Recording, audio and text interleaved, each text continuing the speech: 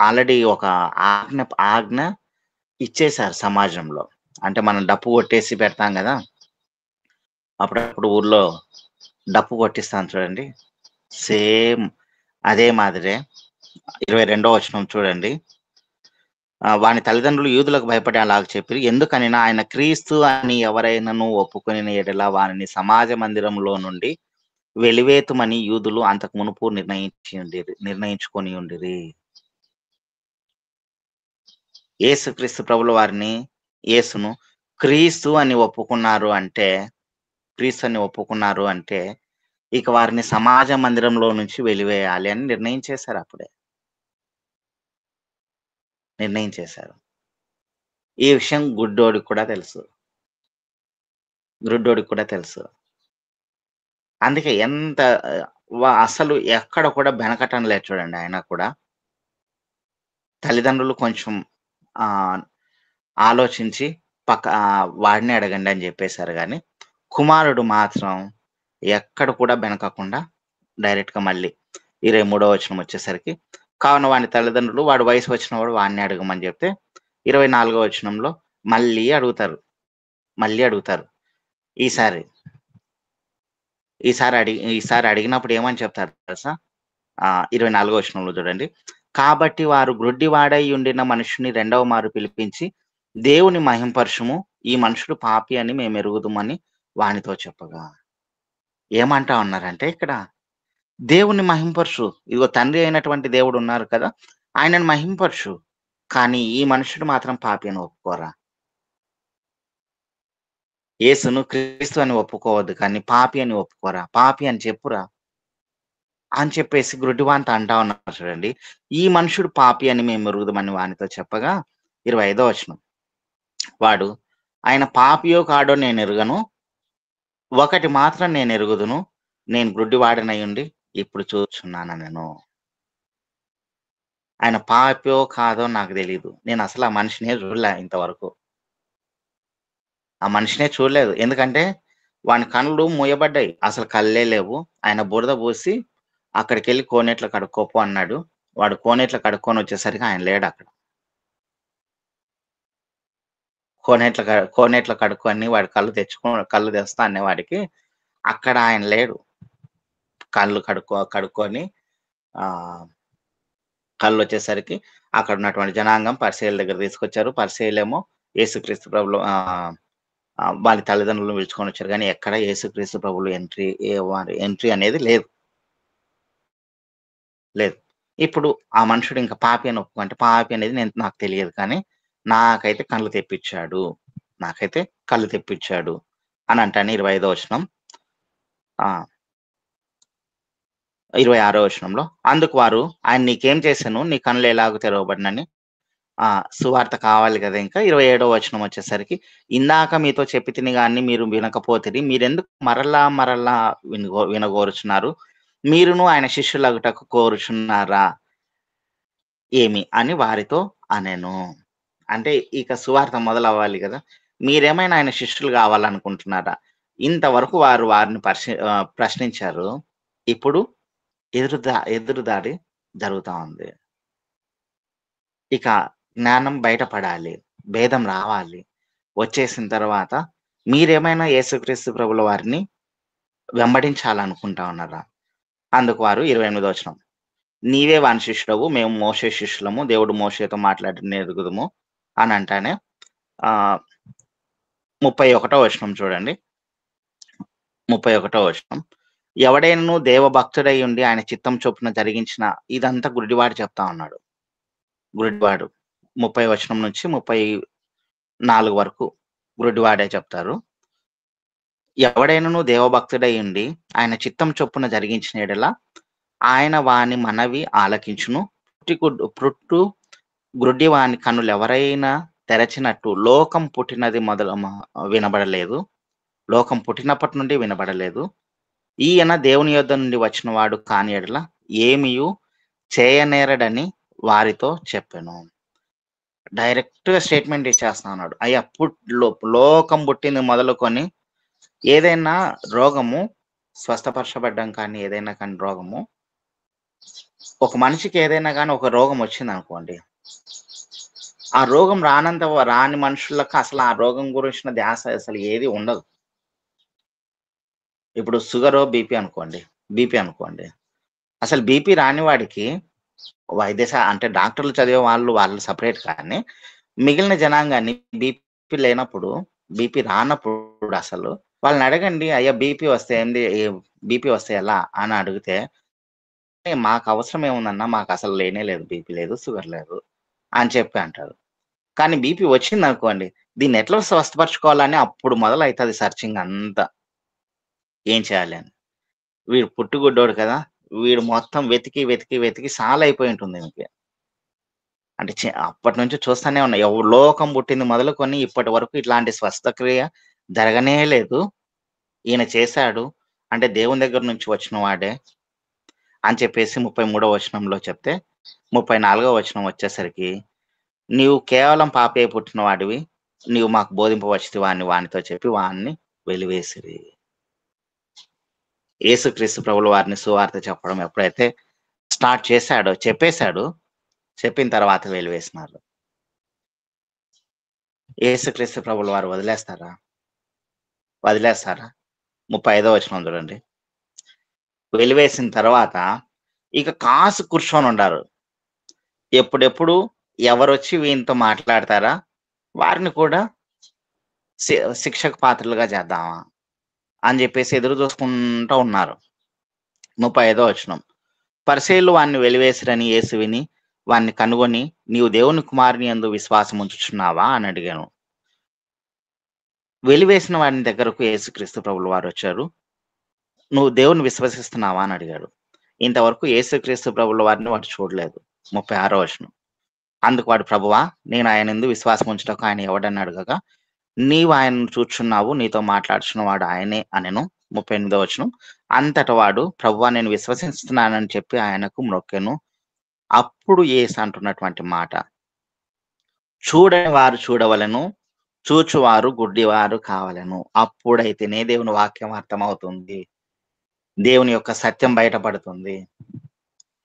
చూడని వారు చూడాలి." ఇదిగో గుడ్డివారైనటువంటి వారు చూస్తే అంటే మేము దేవుని వాక్యాన్ని వినము. దేవుణ్ణి అస్సలు ఆహ్వానించము. అసలు దేవుని వాక్యం ప్రకటించనేకూడదు. బైబిల్ అనే మాట నాకస్సలు వినపడకూడదు అని ఎంతమందైతే తీర్మానించుకొని కూర్చున్నారో లోకంలో, అటువంటి వారందరూ కళ్ళు తెరిస్తే బయటపడుతుంది. కళ్ళు మూసుకొనున్నారు ఇప్పటి వరకు. కళ్ళు తెరిస్తే వారికి కూడా బైబిల్ అర్థమవుతుంది. వారికి కూడా బైబిల్ అర్థమవుతుంది. అంటే వాళ్ళు కళ్ళు తెరుచుకొని పెద్దగా చేసుకొని చూసినా కూడా గుడ్డివారుగానే ఉన్నారు. వాళ్ళు గుడ్డివారు అంటే వాళ్ళు గుడ్డివారైతే ఆ అహంభావం, ఆ అహంకారం అనేది గుడ్డితనంలోకొస్తే అప్పుడు సత్యం బయటపడుతుంది అని డైరెక్ట్‌గా ఎంత బాగా చెప్తా ఉన్నాడంటే యేసుక్రీస్తు ప్రభుల వారు ఆహ్, చూడని వారు చూడవలెను, చూచువారు గుడ్డివారు కావాలి. ఎవరైతే చూడకుండా ఉండిపోయారో వారు చూడాలి. ఎవరైతే చూస్తున్నాం అనుకుంటున్నారో వాళ్ళు గుడ్డివారు కావాలి. పరిసయ్యులు ఇందాక చెప్పుకున్నటువంటి జనాంగము వీళ్ళందరూ ఉన్నారు కదా! ఒక్కొక్కసారి దేవుని యొక్క అద్భుతం బయటపడాలంటే, లేదంటే దేవుని యొక్క చిత్తం జరగాలంటే మనం గుడ్డివారం కావాలి. గుడ్డివారం కావాలి. అయినప్పుడే దేవుని యొక్క వాక్యం అంటే దేవుని యొక్క సత్యం మరింతగా బయలుపడుతుంది. బయలుపడుతుంది. మన అహంకారము లేదంటే మన లక్షణాలు, మన గొప్పతనాలు ఇవన్నీ బయటపడకూడదు. ఇవి బయటపడకూడదు. దేవుని యొక్క సత్యం బయటపడాలంటే అప్పుడప్పుడు ఈ ఎంత బాగా అంటే, ఎంత బాగా అంటే యెహోషువ, కాలేబులున్నారు. యెహోషువ, కాలేబులు.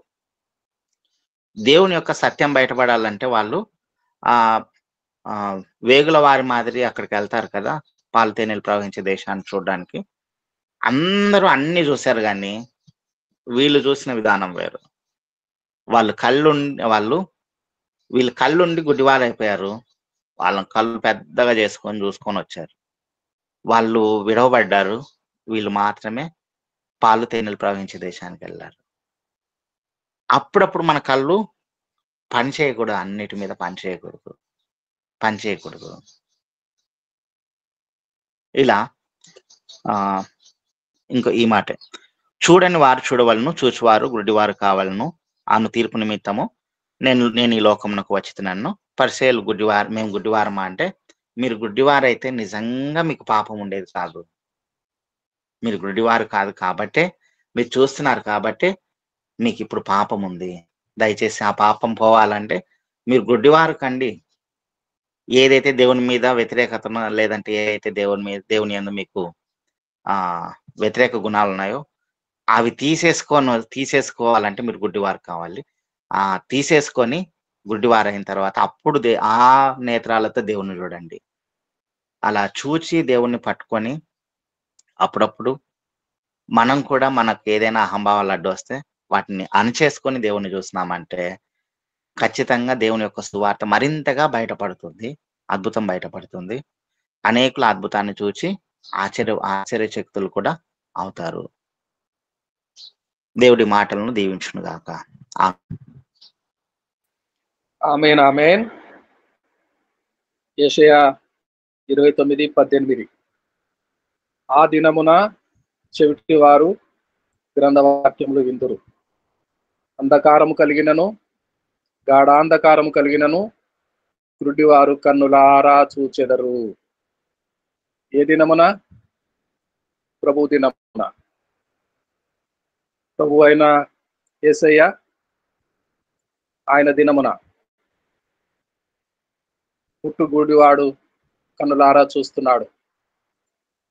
బ్రతుకంతా జీవితమంతా అంధకారము, గాఢాంధకారము. అయితే దృష్టి కలిగింది, నేత్రాలు తెరవబడ్డాయి, రక్షకుని కన్నులారా చూస్తున్నాడు. ఆ దినమున అంధకారము కలిగినను గాఢాంధకారము కలిగినను గురుడివారు కన్నులారా చూచెదరు. దేవునికి స్తోత్రం కలుగును గాక. చక్కని వాక్య పరిచర్య, చాలా ఉదాహరణలతో సూచక్రియలతో వివరించిన నాగలింగేష్ గారికి హృదయపూర్వకమైన అభినందనలు, వందనాలు తెలియజేస్తున్నాను.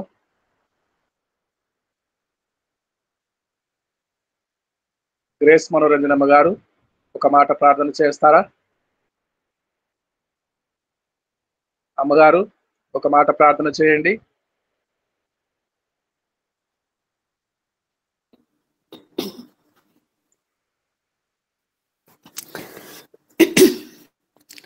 పరిశుద్ధుడా, మహోన్నతుడా, దయగల తండ్రి, కృపగల తండ్రి, ఈ శ్రేష్టమైన కాల సమయమును మాకు అనుగ్రహించి నీ పరిశుద్ధ సత్యమును గ్రహించడానికి కృప చూపిన తండ్రి, స్తుతులు స్తోత్రాలు చెల్లిస్తూ జీవితమైన వాక్యము అందరి హృదయాలు ఫలించలాగిన సహాయం చేయమని పెడుతున్నాం తండ్రి.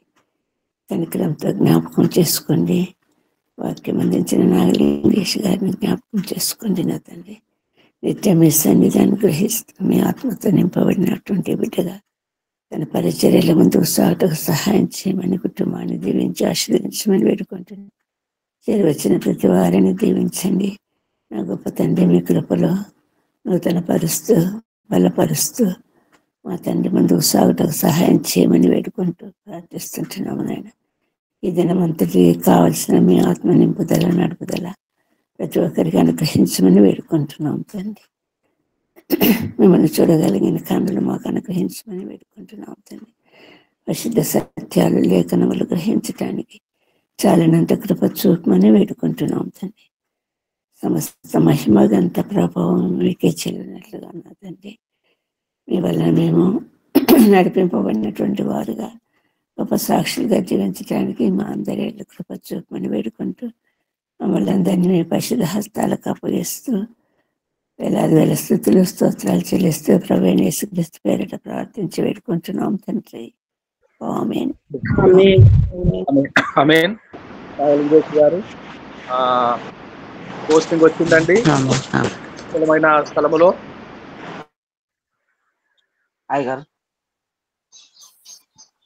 పోస్టింగ్ వచ్చిందండి మీరు కోరుకున్న అయ్యగారు ప్రకారం? లేదు అయ్యగారు, ఇంకా రాలేదు. ఇంకా టైం పట్టేటట్టుంది అయ్యగారు, ఇంకా ఒక 4 రోజులు పట్టేటట్టుంది అయ్యగారు. మేమందరం ప్రార్థన చేస్తున్నాము. అయ్యగారు అదే అయిన తర్వాత సాక్ష్యం చెప్దామని ఉన్నా అయ్యగారు. Okay okay, God bless you అండి. ప్రభు నేర్పిన ప్రార్థన చెప్తున్నామండి. ప్రభు నేర్పిన ప్రార్థన. లోకమందున్న మా తండ్రి, మీ నామం పరిశుద్ధపరచబడిన గాక, మీ రాజ్యం వచ్చిన గాక, మీ చిత్తం పరలోకమందు నెరవేరినట్లు భూమి ఎందును నెరవేరును గాక. మనదిన ఆహారం నేడు మాకు దయచేయండి, మరణస్తులను మేము క్షమించిన ప్రకారం మా అపరాధములను క్షమించము, శోధనలైతే కాదు దుష్ట నుంచి తప్పించము. ఎందుకంటే రాజ్యం, బలం, శక్తి, మహిమ నిరంతరము మీరైనారు తండ్రి. ఆమేన్ ఆమేన్ ఆమేన్. నాగలింగేష్ గారు వాక్య పరిచర్య చేశారు. ఇప్పుడు ఆశీర్వాదం విడుదల చేస్తారు. నాగలింగేష్ గారు. అయ్యగారు, మన పరమ తండ్రి అయిన దేవుని యొక్క కృపయు, ఆయన కుమారుడైన యేసుక్రీస్తు వారి యొక్క ప్రేమయు, పరిశుద్ధాత్మని యొక్క అన్యోన్య సహవాసము ఇప్పుడు కూడి ఉన్న మనకును, మన కుటుంబములకును, మన సంఘములకును, జరగనైనటువంటి హిందీ సెషన్కును, సకల పరిశుద్ధులకును ఇప్పుడును ఎల్లప్పుడూ సదాకాలం తోడే ఉండి నడిపించును గాక. ఆమేన్. అందరికీ వందనాలు. ఆమేన్ ఆమేన్ ఆమేన్. అందరికీ